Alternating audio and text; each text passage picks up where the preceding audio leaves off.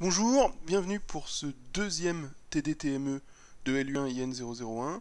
Donc je vais corriger quelques exercices de la semaine 2 du cahier d'exercice et je vais commencer par l'exercice du calcul des mentions, l'exercice 2.2. Donc on nous dit que le but général de cet exercice, c'est nous faire manipuler des alternatives multiples, ce qu'on appelle des alternatives imbriquées, c'est-à-dire des alternatives dans des alternatives, c'est-à-dire des if ou des structures if dans lesquelles on a d'autres if dans le conséquent ou l'alternant. Ça demande une certaine discipline dans l'utilisation des indentations quand on écrit du code. Et puis ça nous demande aussi de réfléchir aux algorithmes. C'est la première fois qu'on va réfléchir à des algorithmes dans cette UE. Pour tout ce qui était... Enfin, on peut parler de l'exercice des excursions dans lequel il fallait réfléchir un petit peu, mais souvent on avait juste à appliquer une formule mathématique. Là, il faut vraiment réfléchir à ce qu'on fait. Alors, on nous dit donner une définition en Python de la fonction mention, qui calcule la mention correspondant à une note sur 20, donnée en utilisant les intervalles de notes suivants. Donc imaginez que vous devez traiter les notes d'élèves au bac, vous récupérez pour chaque élève sa note, donc sa moyenne du bac, et vous devez calculer en fonction de sa note la mention qu'il a obtenue. Alors s'il a entre 0 et 10, 10 exclu, il est éliminé, hein, on suppose que c'est en deuxième session. S'il a entre 10 et 12, mais 10 inclus, 12 exclus, il est passable, il a juste son bac. Entre 12 et 14, assez bien, 14 et 16, bien, et puis au-delà de 16, et jusque 20, très bien. Donc on suppose ici qu'on ne peut pas avoir plus que 20, ce qui est parfois possible au bac avec les options. Donc on a une note entre 0 et 20. Les mentions seront représentées par des chaînes de caractères. C'est quelque chose qu'on n'a pas encore vu, qu'on verra au cours 5, mais qui est assez facile à manipuler, d'accord? Ce sont des mots ou des phrases qui sont entre apostrophes ou entre guillemets, et qu'on va utiliser pour décrire les 5 mentions possibles. Et vous vous souvenez de la manière dont on présente les exercices. Lorsque on vous donne lorsqu'on vous propose une question, à chaque fois on vous donne un contrat, c'est-à-dire un ensemble d'appels de la fonction avec à chaque fois ce qu'elle doit renvoyer. Donc si on demande la mention de quelqu'un qui a 0, ça doit faire éliminer. La mention de quelqu'un qui a 8, ça doit faire éliminer. 10 passable, 12 et demi assez bien, 15 bien et 20 très bien. Donc on a un jeu d'exemples qui servent de contrat, c'est-à-dire que la fonction qu'on doit écrire, elle doit respecter ce contrat. Elle doit faire passable lorsqu'on lui donne 10. Donc vous vous souvenez de la démarche que j'ai présentée lors du premier TD. Dans un premier temps, on va spécifier la fonction. Et ça va pas être difficile. Donc on va écrire def pour dire à l'interpréteur Python qu'on définit une fonction. Le nom de la fonction nous est donné dans l'énoncé. Elle s'appelle mention. Et puis on voit qu'elle prend en paramètre une seule chose qui est la note. On doit réfléchir au type de la note. Alors, est-ce que la note sur 20, c'est un entier? Bah on voit pas forcément. On peut donner ici une moyenne à virgule. Donc on va dire que la note est un flottant. Et est-ce qu'elle renvoie? Eh bien elle renvoie une mention. Elle renvoie une chaîne de caractères. Elle renvoie donc un str. Ensuite, on réfléchit aux préconditions sur les paramètres. Donc, quand est-ce que la fonction... Alors, la question qu'on doit se poser, c'est quand est-ce que la fonction a du sens en fonction des paramètres. C'est-à-dire, pour quel paramètre la fonction n'a pas de sens? Et bien là, par exemple, on nous dit que c'est une fonction qui donne une mention pour une note comprise entre 0 et 20. Donc, si la note n'est pas comprise entre 0 et 20, il n'y a pas vraiment de sens d'appeler cette fonction. Donc, on dit aux utilisateurs qu'il faut appeler cette fonction pour une note comprise entre 0 et 20. Et ensuite, on écrit la description, donne la mention correspondant à la note, à la note au sens de cet argument-là. Donc très bien, on a fait notre spécification, maintenant on réfléchit à l'algorithme. Alors, comment on va faire pour savoir si on a, en fonction d'une note, quelle mention on va donner? L'idée c'est qu'on peut essayer, c'est qu'on peut deviner qu'on va devoir utiliser des alternatives. On va devoir dire, ah, bah, si la note est comprise entre 0 et 10, on sait que c'est éliminé. Et puis si elle n'est pas comprise entre 0 et 10, si elle est comprise entre 10 et 12, on sait qu'elle est passable. Donc on peut essayer d'organiser ces tests de manière arborescentes. Par exemple, imaginez, on arrive dans la fonction, et le premier test qu'on va faire, c'est est-ce que la note est comprise entre 0 et 10. On peut tester ça. Si c'est vrai, si la note est comprise entre 0 et 10, j'ai pas besoin de calculer plus, je sais que la personne est éliminée. Si la note n'est pas comprise entre 0 et 10, qu'est-ce que je peux faire? Eh bien, je peux regarder si la note est comprise entre 10 et 12. Si elle est comprise entre 10 et 12, je sais que la personne a la mention passable. Si elle n'est pas comprise entre 10 et 12, je peux regarder est-ce que la note est comprise entre 12 et 14. Et là, vous commencez à comprendre ce qu'on est en train de faire. On est en train de tester quelque chose. Quand c'est vrai, on sait exactement quelle est la mention. Sinon, on fait un autre test jusqu'à ce qu'on trouve. Donc si la note est entre 12 et 14, alors forcément, c'est la mention assez bien. Si la note n'est pas entre 12 et 14, je peux tester est-ce que la note est entre 14 et 16. Si la note est entre 14 et 16, c'est la mention bien. Et si la note n'est pas entre 14 et 16, alors je sais qu'elle est supérieure à 16 parce qu'elle n'est pas entre 0 et 10, elle n'est pas entre 10 et 12, elle n'est pas entre 12 et 14, elle n'est pas entre 14 et 16, et donc je sais que c'est la mention très bien. Maintenant, ce que je peux dire, c'est que j'ai demandé, dans les préconditions, à ce que la note soit plus grande que 0. Donc ce test-là, est-ce que la note est comprise entre 0 et 10, c'est la même chose de dire est-ce que la note est inférieure à 10, puisque de toute façon, elle est plus grande que 0. Je l'ai demandé dans les préconditions. Donc si la note est inférieure à 10, je sais que la personne est éliminée. Si la note n'est pas inférieure à 10, je peux tester est-ce qu'elle est comprise entre 10 et 12. Sauf que si je suis dans cet endroit-là, c'est qu'elle n'est pas, si je fais ce test-là, c'est parce qu'elle n'est pas inférieure à 10. Donc je sais qu'elle est supérieure à 10. Si elle n'est pas inférieure à 10, elle est supérieure à 10. Donc je ne suis pas obligé de tester est-ce qu'elle est supérieure à 10. De la même manière ici, je ne suis pas obligé de tester qu'elle est supérieure à 12. Et ici, je ne suis pas obligé de tester qu'elle est supérieure à 14. Du coup, ça nous donne un algorithme qui est, on prend la note, on teste si elle est plus petite que 10. Si oui, on sait que la personne est éliminée. Sinon, on prend la note et on regarde si elle est plus petite que 12. Si oui, elle est passable. Sinon, elle est plus petite que 14. Sinon, plus petite que 16. Donc voilà notre algorithme. Et vous voyez qu'ici, notre algorithme, il est représenté par une série d'alternatives. On a représenté les alternatives par ces ronds avec des flèches. On ne le fera pas souvent dans cette UE, c'est juste sur ces premiers exercices, ça se prête assez bien. D'accord, ça s'appelle des ordinogrammes, ça vient du siècle dernier. Et c'est pas quelque chose qu'on va utiliser souvent. Mais je pense qu'on voit bien visuellement ce qui va se passer en disant je teste d'abord si c'est plus petit que 10. Si c'est vrai, on va faire ça. Si c'est pas vrai, on va faire tout ça. Donc quand on va implémenter cette fonction, quand on va l'écrire en Python, il va falloir voir ces tests comme des if, est-ce que la note est plus petite que 10, avec le conséquent à gauche et l'alternant à droite.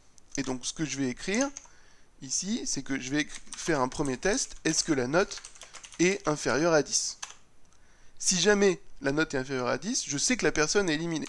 Donc je peux sortir directement de la fonction en donnant comme résultat la chaîne de caractères éliminée. Alors attention, certains d'entre vous seraient tentés d'écrire un print éliminé, si vous avez déjà fait de la programmation au lycée ou de manière autodidacte. D'accord ? Souvenez-vous que dans cette UE, en LU1 et IN001, ce qu'on fait, ce sont des fonctions qui prennent des paramètres et qui calculent un résultat.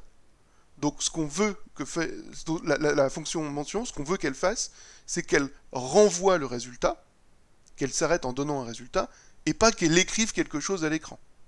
Donc ce qu'on veut, c'est bien un return éliminé, et pas un print éliminé. Donc on fait la structure habituelle, si la note est plus petite que 10, conséquent, return éliminé, sinon, alternant, qu'est-ce qu'on fait si elle est pas plus petite que 10 ? On doit tester à nouveau.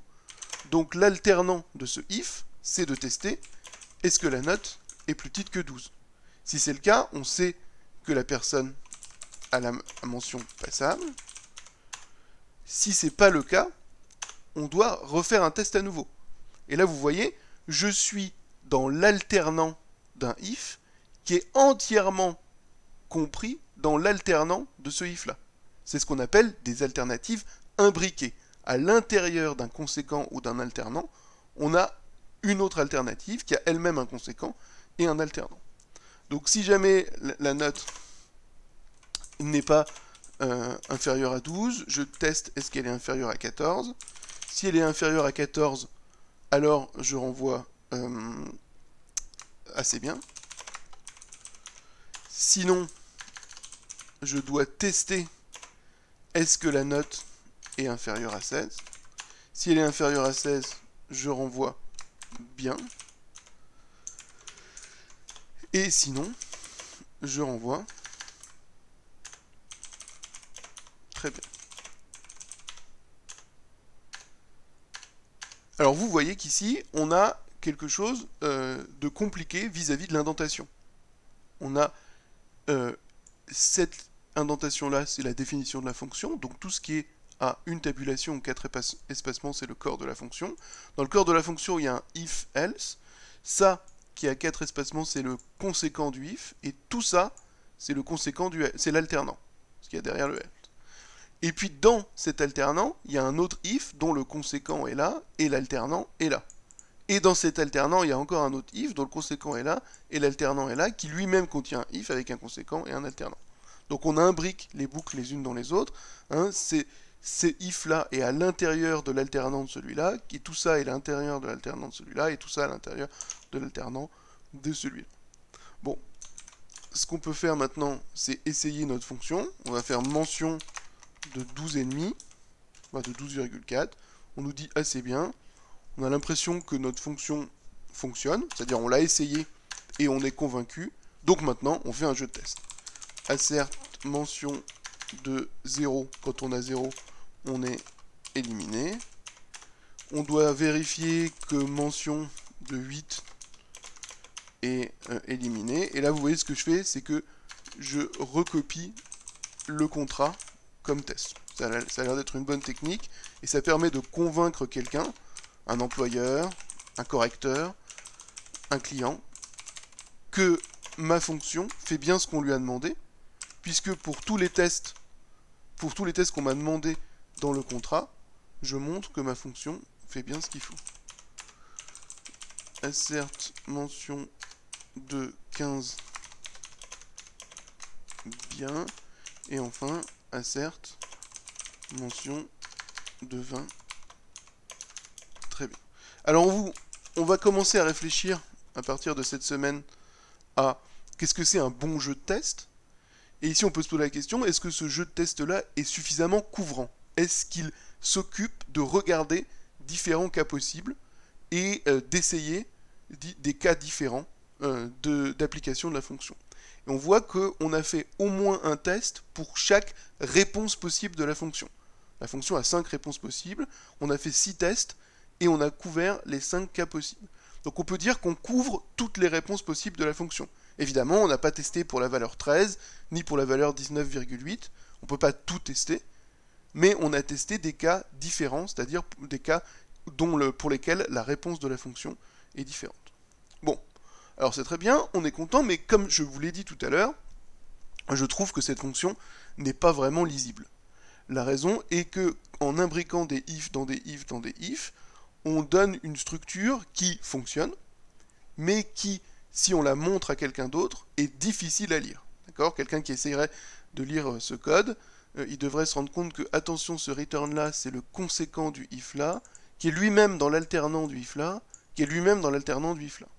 Et vous avez vu en cours une méthode simple pour représenter ce genre de fonction dans le cas où l'imbrication fait une forme de peigne, c'est-à-dire où à chaque fois, quand on va à gauche, quand la condition est vraie, il n'y a qu'une seule chose. Si vous voulez représenter ça, on peut le faire facilement avec elif, qui signifie sinon si, et c'est ce qu'on va faire ici. Elif, c'est un sinon si, c'est-à-dire que c'est un alternant. Pour rentrer dans ce if-là, il faut cet alternant-là, il faut que celui-là soit faux. Si celui-là est vrai, on fait ça et c'est tout. Si celui-là est faux, on regarde si la deuxième condition est vraie. Si elle est vraie, on rentre ici et c'est tout. Si les deux conditions-là sont fausses, on passe à la troisième. Et on teste les conditions dans l'ordre jusqu'à en trouver une qui convient. Et quand on a trouvé une qui convient, on fait celle qui convient. Si on n'a trouvé aucune qui convient, on fait le else. Donc voilà à quoi ressemble ma fonction maintenant. J'ai remplacé mes if imbriqués par des sinon si, et je peux la lire par si la note est inférieure à 10, je renvoie éliminer, et j'arrête. Sinon, si la note est inférieure à 12, je fais ça. Sinon, si la note est inférieure à 14, je fais ça. Et donc on va tester dans l'ordre jusqu'à ce qu'on en trouve un. Et quand on en trouve un, on fait celui qu'on veut. Donc on a quelque chose qui, en termes d'algorithme, correspond au même algorithme. C'est la même chose que celui-là. Mais on l'a implémenté d'une manière plus lisible. Et vous voyez que les tests sont toujours passés. On peut se convaincre que c'est la même fonction. D'accord? Ça, on vous le donnait en remarque. Pensez à utiliser la structure elif. Alors, la discussion qu'on va faire ici, c'est une discussion de complexité. D'accord? Souvent, lorsque l'on écrit des fonctions en informatique, on garde à l'esprit la complexité de ces fonctions. C'est-à-dire, qu'est-ce qu'elles consomment en fonction de leurs entrées. Alors, on verra dans le cours des définitions un petit peu plus précises de complexité.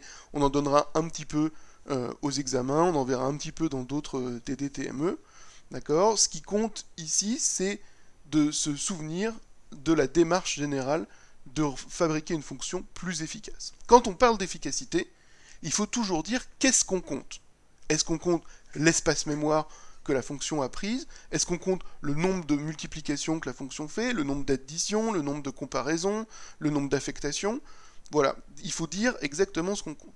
Souvent, on compte les choses qui sont coûteuses pour la machine. Et qu'est-ce qui est coûteux pour la machine? Typiquement, les comparaisons.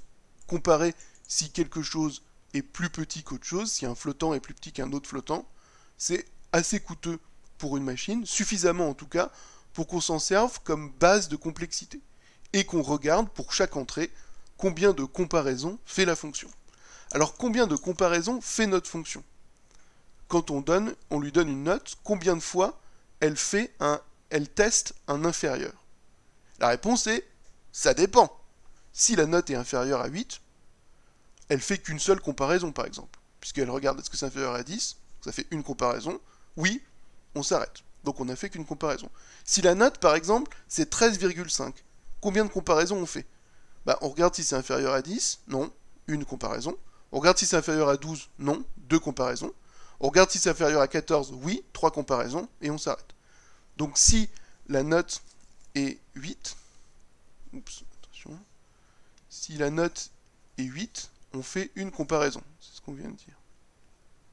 Si la note est 13,5, on fait 3 comparaisons. Si la note est 17, combien de comparaisons on fait? Est-ce que c'est plus petit que 10? Non. 1. Plus petit que 12? Non. 2. Plus petit que 14? Non. 3. Plus petit que 16? Non. 4. On fait 4 comparaisons. D'accord?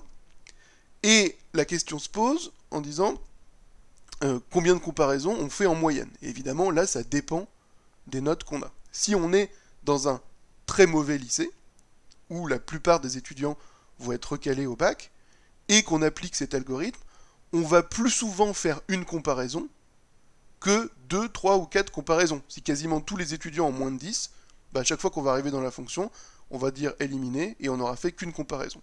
Donc on aura quelque chose d'assez efficace. A l'inverse, si on est dans un grand lycée parisien avec un haut taux de réussite au bac, qu'on lui donne cette fonction, que tout le monde a entre 18 et 20 au bac, alors on va à chaque fois faire 4 comparaisons. Parce qu'on va regarder, est-ce que c'est plus petit que 10? Non. Plus petit que 12? Non. Plus petit que 14? Non. Plus petit que 16? Non. On va dire mention très bien. Mais à chaque fois, on fera 4 comparaisons. Donc on fera beaucoup plus de comparaisons sur un échantillon de notes fortes que de notes faibles. Ce qu'on pourrait se dire, c'est, est-ce qu'on ne peut pas écrire une fonction qui ferait moins de comparaisons pour les notes élevées? Et là, vous savez déjà quoi faire. Évidemment qu'on peut le faire. On peut regarder tout de suite. Est-ce que la note est supérieure ou égale à 16? Si elle est supérieure ou égale à 16, on renvoie très bien.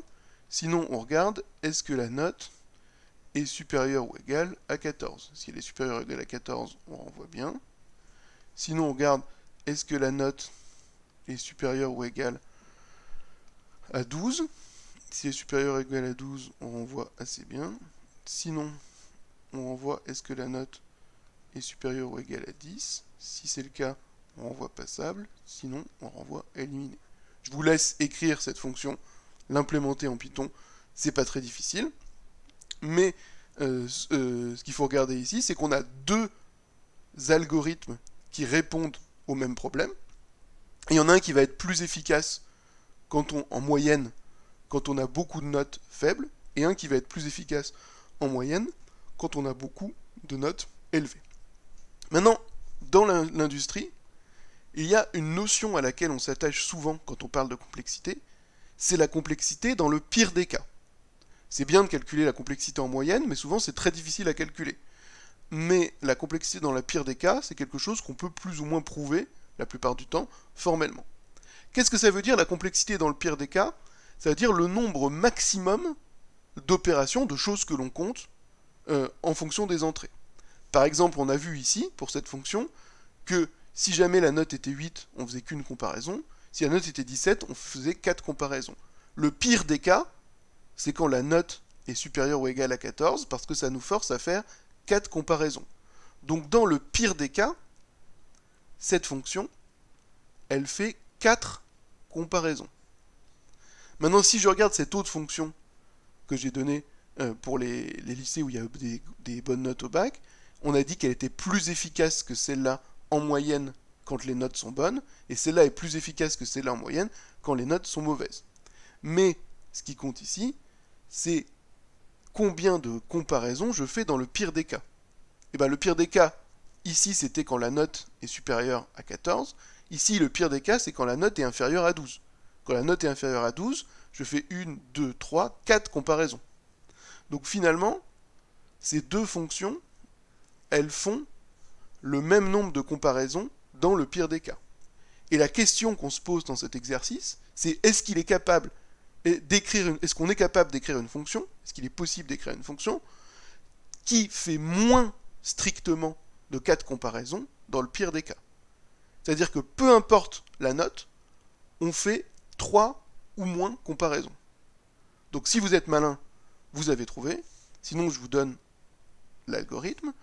Je vais commencer par comparer. Est-ce que la note est inférieure stricte à 12? Si la note est inférieure à 12, alors je ne sais pas quelle est la mention. Peut-être qu'elle est inférieure à 10, à ce moment-là il est éliminé. Peut-être qu'elle est entre 10 et 12, à ce moment-là il est passable. Donc ce que je vais faire, c'est que je vais tester, dans le cas où c'est vrai, est-ce que la note est plus petite que 10? Si la note est plus petite que 10, je sais qu'il est éliminé. Si la note est plus grande que 10, comme elle est plus petite que 12, vu que je suis dans le conséquent, je sais qu'il est passable. Maintenant, si la note est plus grande que 12, je vais tester est-ce qu'elle est plus petite que 14. Si elle est plus petite que 14, comme elle est plus grande que 12, bah je sais qu'il a assez bien. Et si elle est plus grande que 14, je vais tester est-ce qu'elle est plus petite que 16. Si elle est plus petite que 16, je sais qu'il a bien. Si elle est plus grande que 16, je sais qu'il a très bien. Donc là, j'ai un autre algorithme. Et cet algorithme, dans le pire des cas, il fait que 3 comparaisons. Le pire des cas, c'est quand la note est supérieure à 14, il fait 1, 2, 3 comparaisons. Après, dans le meilleur des cas, celui-là faisait qu'une comparaison, celui-là faisait qu'une aussi, et dans le meilleur des cas, lui, il fait que 2 comparaisons. C'est les cas ici. Maintenant, le meilleur des cas, ça intéresse pas souvent les gens dans l'informatique industrielle. Ce qui compte, c'est la garantie que la fonction ne va pas durer trop longtemps, et donc ce qui compte souvent, c'est la complexité dans le pire des cas. D'accord? Donc là, on a une fonction qui fait aux 3 comparaisons dans le pire des cas. Et on va l'écrire ici. Donc on a dit qu'on commençait à comparer est-ce que la note est inférieure à 12. Si la note est inférieure à 12, alors on va comparer est-ce que la note est inférieure à 10. Si elle est inférieure à 10, on sait qu'on a un return éliminé. Sinon, on sait que la note est comprise entre 10 et 12, et donc on fait un return passable. Sinon, on va comparer est-ce que la note est inférieure à 14. Si elle est inférieure à 14, on sait qu'on a une mention assez bien. Sinon, on va comparer est-ce que la note est inférieure à 16. Si oui, on sait que c'est une mention bien. Sinon, on sait que c'est une mention très bien. Alors on pourrait aussi ici essayer quelques... Alors j'ai une erreur d'insertion à la ligne 26 sur assez bien.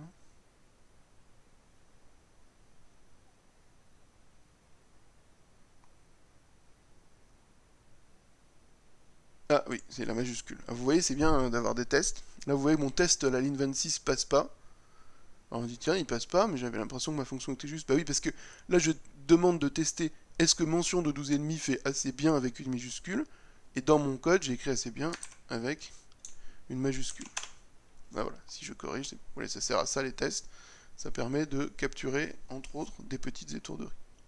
Donc là, j'ai une structure différente. J'ai un if à l'intérieur du conséquent et un if à l'intérieur de l'alternant qui lui-même contient if à l'intérieur de son alternant. Donc j'ai implémenté cet algorithme-là plutôt que celui-là ou celui-là.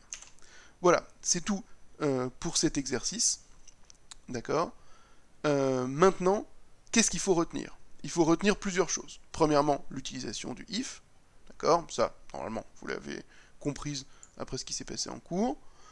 Il faut retenir les imbrications du if. Ça, c'est pas toujours évident de mettre des if à l'intérieur des conséquents ou à l'intérieur des alternants. Il faut se souvenir comment fonctionnent les indentations. Ensuite, il faut se souvenir des tests qu'on a fait, se dire ah oui, c'est bien de tester tous les cas possibles, d'accord. Et enfin, il faut se souvenir du discours sur l'efficacité des fonctions et de se dire que on peut parfois s'occuper de l'efficacité dans le pire des cas et qu'en changeant l'algorithme, là on a changé la manière dont on faisait nos tests, on peut avoir une complexité dans le pire des cas qui est moindre. Ici on fait que 3 tests dans le pire des cas, 3 comparaisons dans le pire des cas, alors que dans les 2 premiers algorithmes qu'on avait proposés, on faisait 4 comparaisons. C'est tout pour cet exercice, merci.